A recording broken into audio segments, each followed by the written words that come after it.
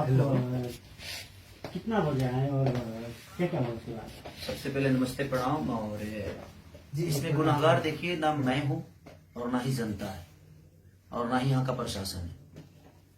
गुनाहगार वो है जो परमिशन लिया और परमिशन रद्द होने के बाद भी हमें इन्फॉर्म नहीं किया। और मैं यहाँ पे करीब 7 साढ़े 7 बजे मैं बॉर्डर पे आ गया था।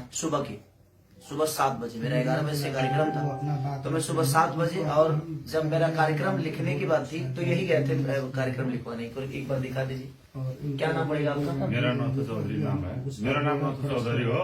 हाँ, उहाँ खेसाडी भैयासँग मैले गएको थिएँ पैसा उहाँलाई पुर्याउनलाई। और कितने बजे आए थे आप? 35 लाख। हमरा चाहिँ वहाँ पे कितना बजे?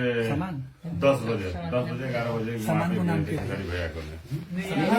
हम लोग नेपाल कितने बजे एंट्री किए थे? नेपाल यहाँ पे हमको तो कितना 6 बजे 7 बजे हमको सुबह में हम लोग 9 बजे होटल में एंट्री किए हैं सुबह। हम नहीं आए तो भैया, हम नहीं थे। ये नहीं आपका ही आदमी था ना? अनि त्यसपछि के उहाँ कतिखेर आइपुग्नु यहाँ? उहाँ चाहिँ गएर 7 बजे मेरो साथीले सोद्धाखेरि 7 बजे उहाँ जुन छ हाम्रो यहाँ होटलमा आइसक्नु भएको थियो। अनि त्यसपछि गएर हामीलाई पनि कुनै जानकारी तपाईँलाई गएर यो पुलिस प्रशासनबाट कुनै जानकारी भएन। एक्कासी उहाँले जब गएर तपाईँलाई गएर जुन छ के अरे 12 बजेतिर पनि जुन छ जब गएर आधी मान्छे उहाँको भित्रै सकेपछि गरी तपाईँको जुन छ उहाँहरूको म्युजिसियनहरू अरू विभिन्न मान्छे 15-16 जना भित्रै सकेपछि त्यसपछि हामी एउटा टिकट पनि गएर सुरु गर्यौं।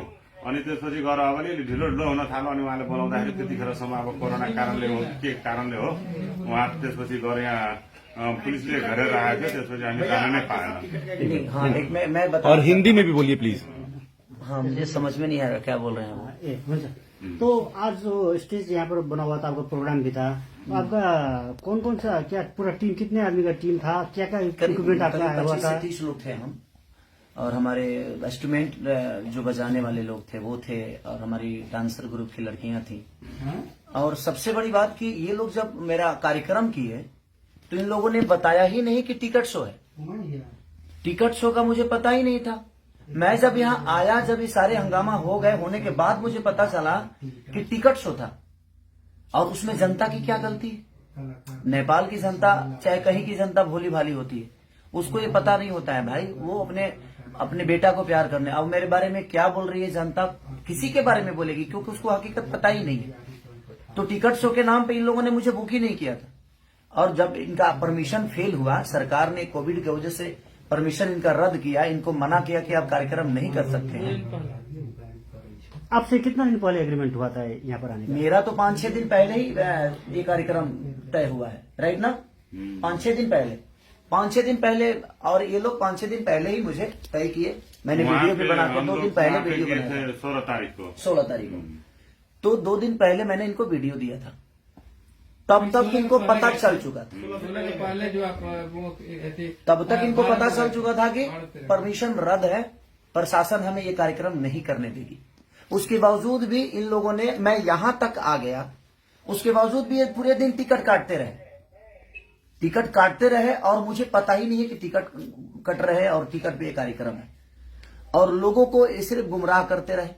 और उसमें नुकसान ये हुआ कि 4 स्कॉर्पियो लोगों ने जला दिया। इसमें मैं पब्लिक जनता को मैं बिल्कुल दोष नहीं बोलूंगा, क्योंकि इन लोगों ने गुमराह जनता को भी किया और मुझे भी किया। तो आपका कहना है कि जो भी हुआ आयोजक की तरफ से? आयोजक अगर मुझे सुबह ही बता दिया होता कि भैया यहाँ परमिशन नहीं है, प्रशासन हम आपको नहीं दे सकते, तो इसमें प्रशासन का भी कोई रोल नहीं है भाई। प्रशासन, अब मैं यहाँ आया 8 बजे 9 बजे मैं पहुंचा। 9 बजे पहुंचने के बाद 10 बजे मैं रेडी होकर बैठ गया। जैसे निकलना चाहा, पूरी प्रशासन पूरे होटल को घेर लिया गया कि आप कार्यक्रम करने जा ही नहीं सकते। तो मैं प्रशासन को तोड़ के तो नहीं जाऊंगा, क्योंकि मैं आउट ऑफ इंडिया हूं।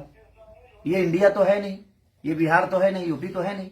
अब प्रशासन बोल रहा है कि आप जा ही नहीं पाओगे, आपको नहीं जाने देंगे हम, क्योंकि वहां पे कोई व्यवस्था नहीं है। अगर आपको कुछ हो जाएगा तो भाई उसका जिम्मेदार तो हम पे आ जाएगा। जो प्रशासन, नेपाल की प्रशासन निकम्मा है और नेपाल की प्रशासन ने खेसारी लाल यादव को सुरक्षा नहीं दिया, तो हम अपने पे रिस्क नहीं लेंगे। इसलिए आप यहां से नहीं जा सकते। और मैं अभी वही कपड़ा पहन के बैठा हूं सुबह से, अभी खाना तक मैंने नहीं खाया कि कितने लोगों को प्रॉब्लम हुई होगी। मेरे जितने भी बंदे वहां थे, कोई ऐसा आदमी नहीं था जिसको चोट नहीं लगी है, सबको चोट लगी है, क्योंकि पब्लिक को कहीं ना कहीं खेसारी लाल यादव चाहिए था और मैं उसी के लिए आया भी था। इसमें मेरी कोई गलती, आयोजक ने एक शब्द अभी तक, जो मेन आयोजक है, अभी तक मिलने नहीं आया मेरे से। क्या नाम है भैया उनका? क्या नाम है उनका? उसका श्रवण जी। श्रवण जी अभी तक मिलने तक नहीं आए। पूरा नाम क्या है उनका? किसका? श्रवण जी का? सरवने चौधरी है उसका नाम। श्रवण चौधरी। तो श्रवण चौधरी अभी तक मेरे से मिलने तक नहीं आए। हम लोग सारे लोग अभी तक खाना तक नहीं खाए। सुबह सब लोगों ने नाश्ता करके और कार्यक्रम के लिए जा रहे थे हम लोग। और जनता, अब जनता की नजर में ये चीजें लग रही है कि मैं आया नहीं। अभी आप देख ही रहे हैं ना कि यहाँ पे हैं, ये भी हैं हमारे प्रशासन, यहाँ के प्रशासन भी, हमारे एसपी साहब के जो हमारे प्रशासन के लोग हैं वो भी हैं। ऐसा नहीं है कि मैं गलत हूं। मैं किसी का काम लेता हूं तो मैं अपने जीवन में मैं 24 घंटा वर्क करने वाला इंसान हूं, लेकिन कहीं ना कहीं ये कार्यकर्ता लोगों ने जनता को भी बेवकूफ बनाया और मुझे भी बेवकूफ बनाया। आज कम से कम 1.5 करोड़ का नुकसान हुआ सिर्फ खेसारी लाल यादव के। 4 स्कॉर्पियो को जला दिया गया। इसमें दोष जनता को मैं कैसे दे सकता हूं? इसमें दोष तो इनका है। हमारे सारे इंस्ट्रूमेंट तोड़ दिए गए, हमारे लड़कियों को चोट पहुंची, तो इसमें दोष ना उन जनता का है और ना ही हमारा है देखा जाए, और ना ही यहाँ के प्रशासन का है, ना ही सरकार का है। जब सरकार आपको पहले कोविड की वजह से मना कर दिया तो ये कार्यक्रम आपको पहले ही रद्द कर देना चाहिए। जब 2 दिन पहले ही आपकी परमिशन रद्द की गई तो आपको पहले जनता को बता देना चाहिए कि कार्यक्रम, या मुझे ही बोलते कि भाई एक बार लाइव आकर बोल दीजिए ये कार्यक्रम कैंसिल हो गया।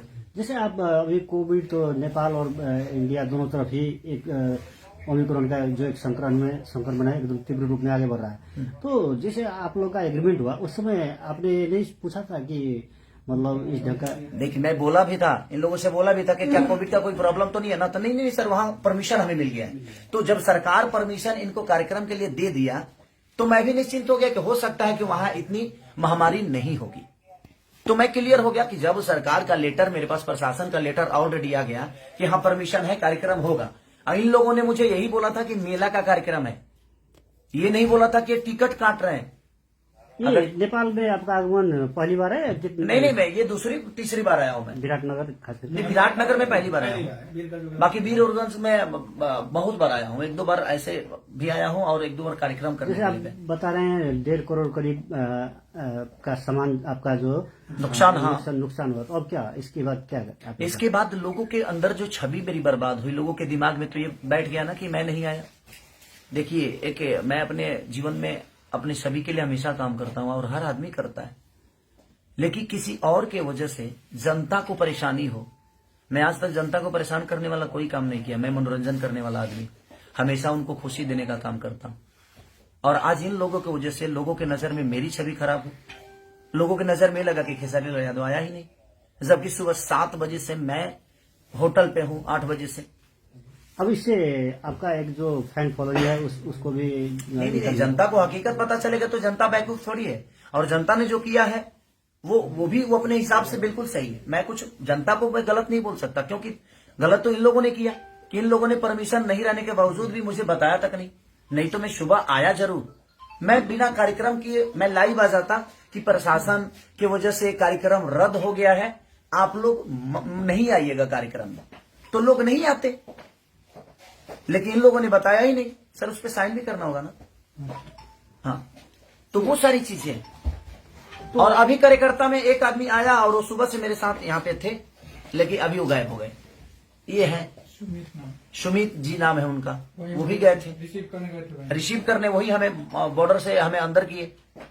तो मेरी इसमें गलती 1% की नहीं। व्हाट्सएप लोकेशन से लेकर हर डिटेल वही दे रहे थे हम। और ये सुबह 7 बजे भी हमें नहीं बता रहे हैं कि प्रोग्राम कैंसिल हो गया है। सर प्रशासन ने मना कर दिया है, सरकार ने मना कर दिया है।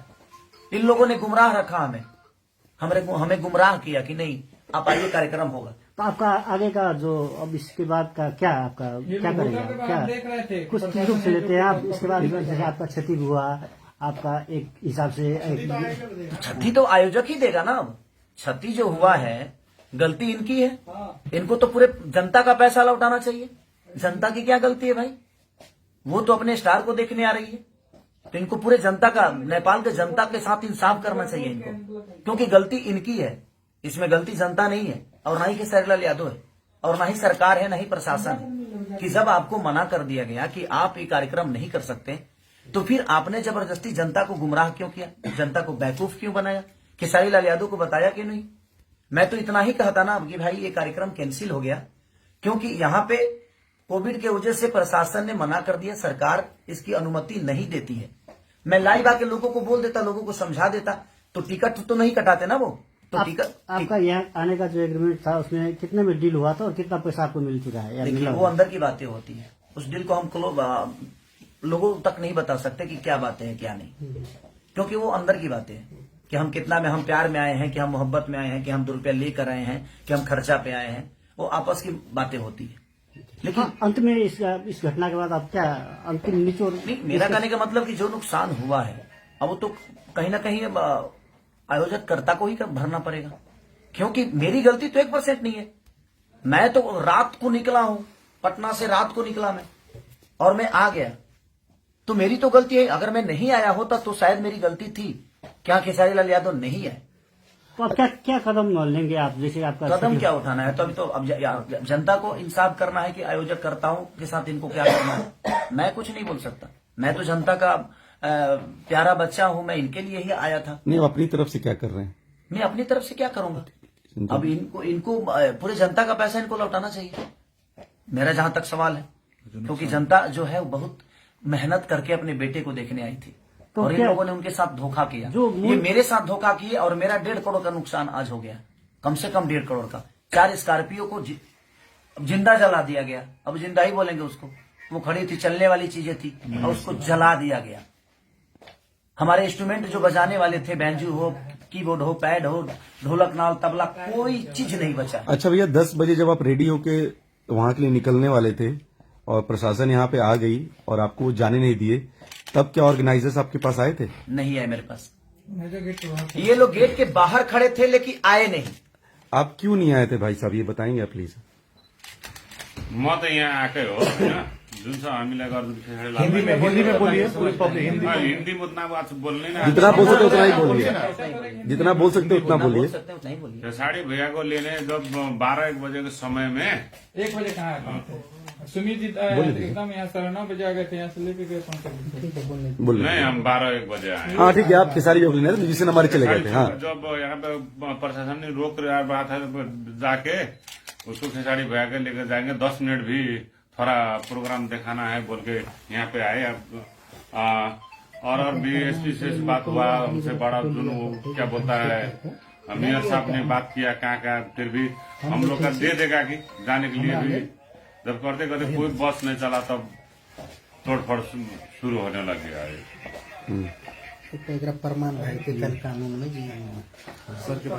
तो चलिए, और भैया का बहुत योगदान रहा हमारे लिए, दिल से थैंक यू भैया को। और यहाँ के मेयर है ये मंत्री जी हैं, मंत्री जी प्रदेश का मंत्री हैं, तो मंत्री जी ने भी बहुत कोऑपरेट किया, और हम सर को भी धन्यवाद देंगे कि क्योंकि वो आए हमारे लिए इतने रात मनीष जी बेचारे, और इन्होंने भी अपना योगदान दिया मुझे।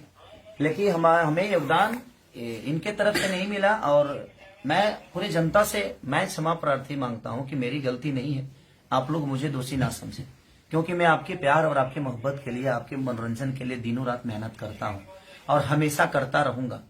और इन लोगों की वजह से, इसमें बताइए, अगर मैं आया और मुझे प्रशासन, पूरे नेपाल के प्रशासन 20 लोग आकर घेर लिए कि आप नहीं जा सकते, क्योंकि कोविड के लिए ऑलरेडी कार्यक्रम कैंसिल किया गया था, ये लोग जबरदस्ती कर रहे हैं और हम आपको नहीं जाने देंगे, तो कहीं ना कहीं मैं क्या कर सकता हूँ? मैं तो आउट ऑफ इंडिया हूँ, यहाँ की प्रशासन को नहीं जानता, यहाँ की कानून को नहीं जानता, तो गलती तो इन्होंने किया। तो इसके लिए मैं आपका गुनहगार नहीं हूँ, मैं आया जरूर था सिर्फ आपके मोहब्बत के लिए। तो जिनके मन में मेरे लिए नफरत है, ये आप एक बार सच्चाई जान लीजिए कि हाँ, मैं कहाँ से गलत हूँ। अगर मैं आया और 10 लोग घेर कर कह दे कि आप नहीं जा सकते, अगर नॉर्मल इंसान घेर के कहे तो मैं हो सकता है कि मैं लड़ जाऊं, लेकिन मैं इंडिया, यहाँ नेपाल के गवर्नमेंट से तो नहीं लड़ने आया था, यहाँ के प्रशासन से झगड़ा करने तो नहीं आया था।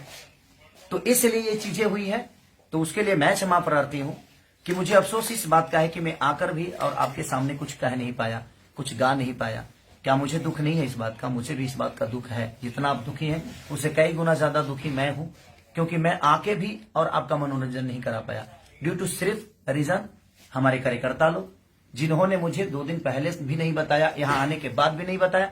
नहीं तो मैं लाइव आके सारी चीजें क्लियर करके और आपको घर पे ही रोक देता कि आप मेला में मत आइए और टिकट कटाने की आपको जरूरत नहीं है। ये टिकट की भी बातें मुझे नहीं बताया कि हाँ टिकट शो है, और इन लोगों ने टिकट भी काटा और आज ये बता रहे हैं कि हमारा रिकवरी कैसे होगा। कोई ट्रस्ट है उसके? ये ट्रस्ट है कोई इनका, उसके लिए इन्होंने कार्यक्रम कराया था। तो मुझे बता देने में इनका क्या जाता?